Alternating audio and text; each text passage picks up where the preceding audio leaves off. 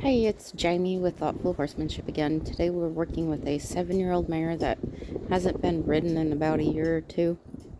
I did ride her in one or two other videos, and she's done really well. No bug, nothing stupid or silly, but just kind of going back, doing some exercises on the ground and make sure she's gonna be listening, paying attention,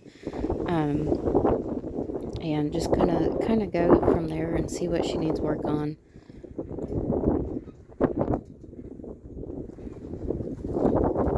And you can see that, she's flexing and then she wants to move. So just kind of working on some of these different things, driving her with the stirrup.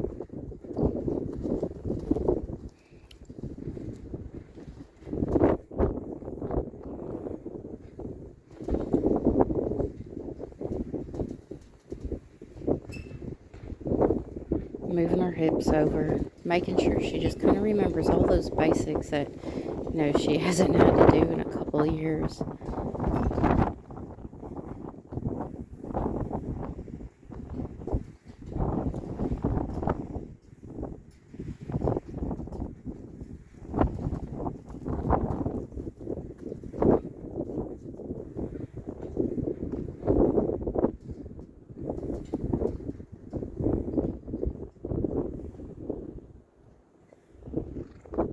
And so some of these videos, I don't really know what I'm going to work on until they show me what I need to work on. I can come out with a plan and say, okay, today I'm going to work on ABC. And sometimes the plan goes, you know what, that's not going to work because she's not doing, XYZ to get to ABC. And so you sometimes have to go backwards to get forward.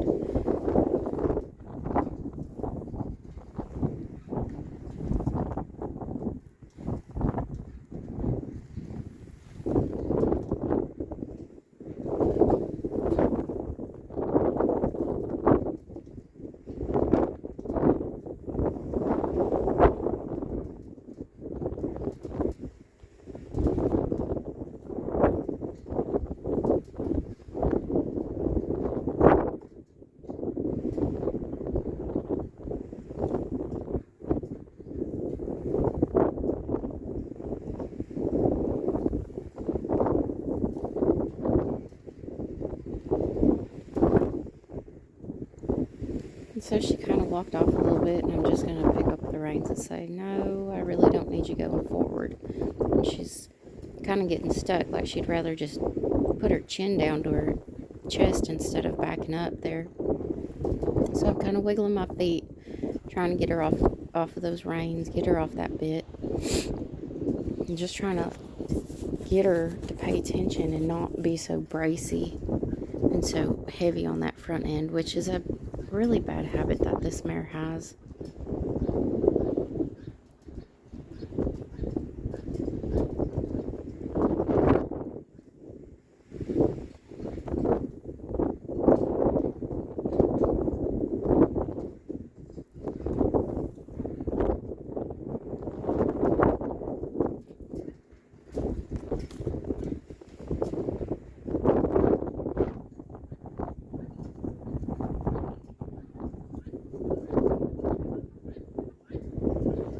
Just working on some bending exercises a little bit, getting her lighter in the bridle, getting her lighter to follow, move off those legs a little bit better, especially that she hasn't been in work for about a year to 2 years. It's been quite a while.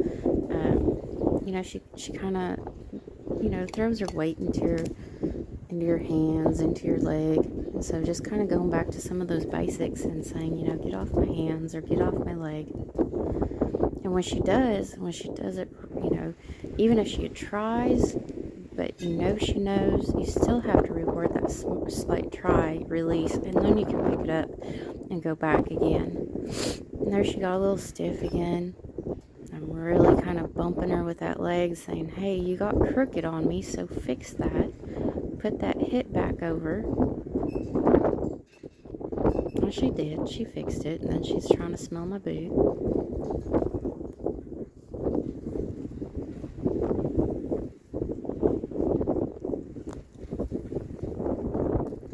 But overall, getting them lighter in your reins and off your leg will help them overall. She can't collect and elevate her shoulders and her withers until she learns how to get light and off of my legs.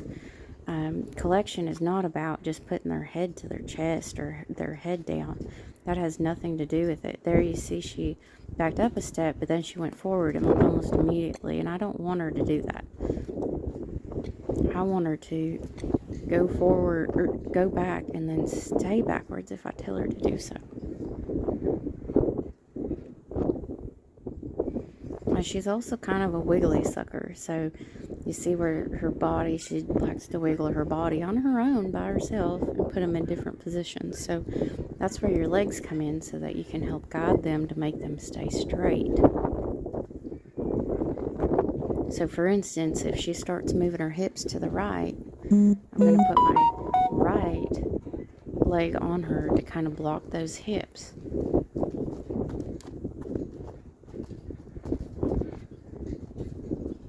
See how she just kind of pulled through my reins, not really listening.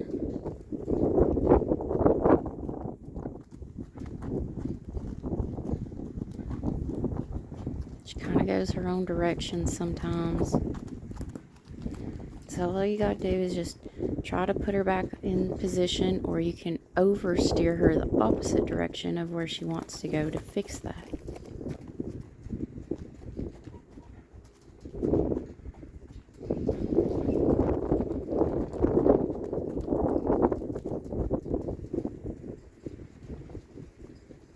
And so when I'm asking the horse to stop, I'm going to let my breath out, sit deep into my pockets, say the W word, and then slightly make contact with their mouth.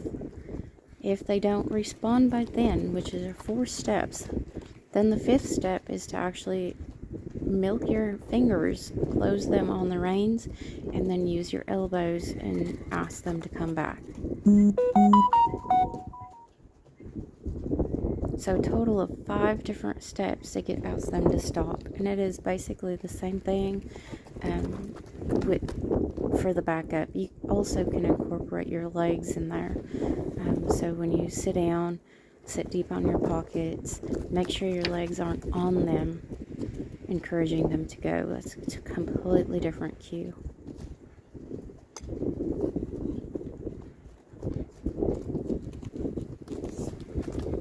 So I'm doing a lot of trotting. I'm guiding her versus her guiding, because she likes to kind of dodge around where she wants to go.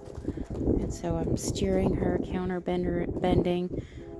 That was another issue that she really didn't understand or grasp. So just kind of going back and working on some of those basics to get her back into shape.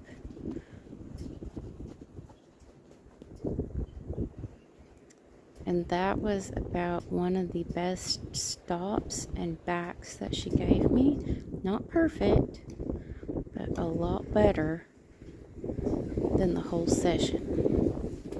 And so that, I'm going to just let her stand for a second. I'm going to make sure she still knows how to flex both directions. If she moves her feet, I'm just going to wait. There, she quit moving her feet.